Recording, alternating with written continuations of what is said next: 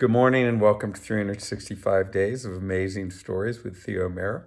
Here we are on day 17, and I'm continuing stories from the life of the Buddha Gautama. What a transformation is taking place for Siddhartha. He's been raised in the most opulent environment,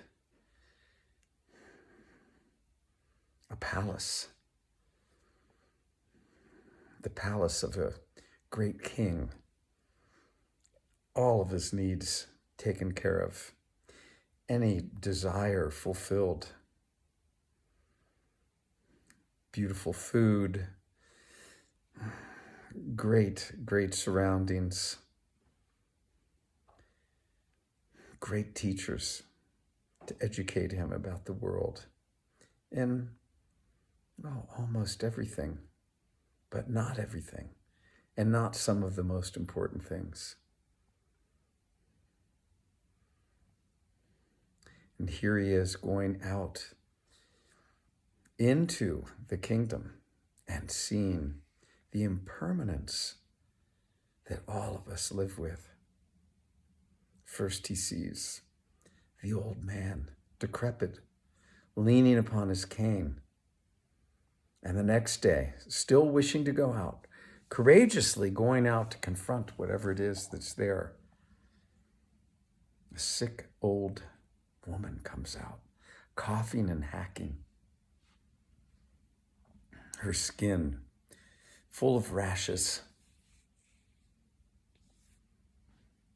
Shana, the charioteer, he has to be honest with Siddhartha, and he tells him that this is a sick person the day before, an old person.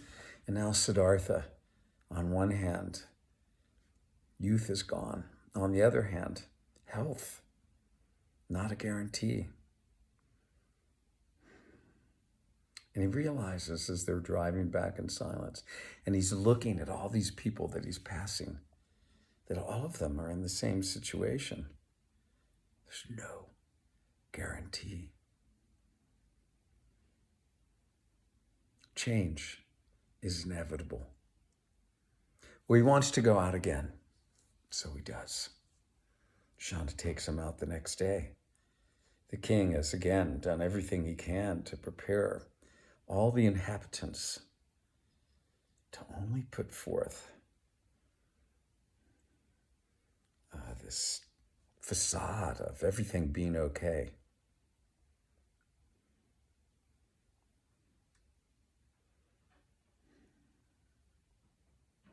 It's not that way.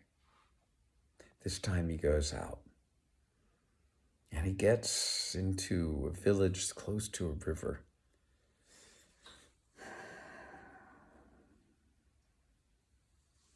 There was a cremation site, smoke rising up from the edge of the river, smell of burning flesh. Someone's family member had died.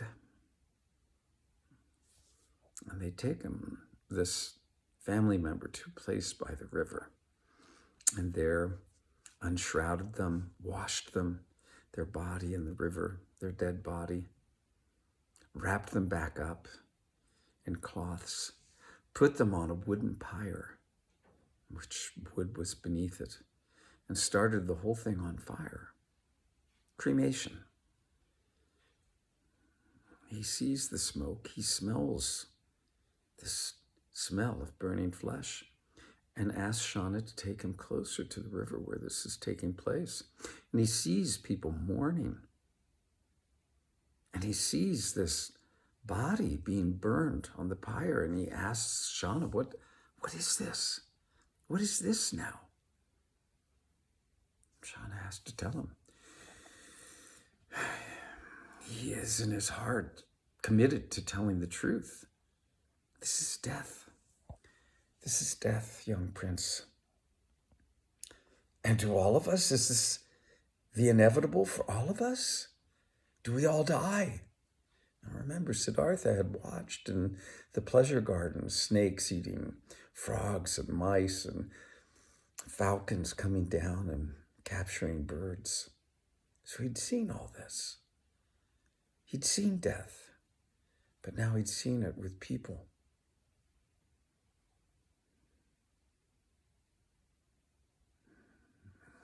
In his mind, now he's wrestling with the inevitable. Death will overtake him, as it will everyone and every living creature on the planet. And his complete perception of the world is changing in this moment. He's realizing that there's nothing permanent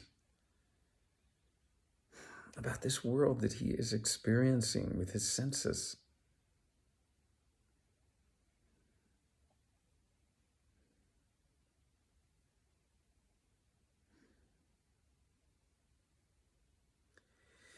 He asked Shauna to turn the chariot around and go back into the palace.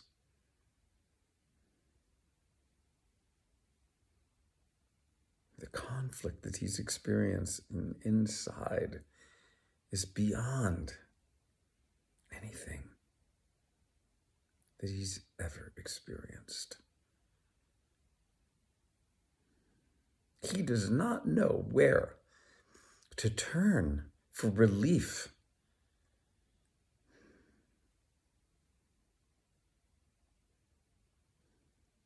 His father cannot help him. Prajapati, his stepmother, no.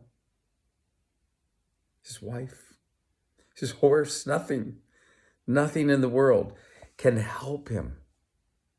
He sits in his room, sometimes staring blankly at the wall, sometimes eyes closed, trying to understand, trying to fathom this place that he has come to. Confronted with impermanence. We'll leave him here. We'll leave all of us here. Can we arrive within at the truth?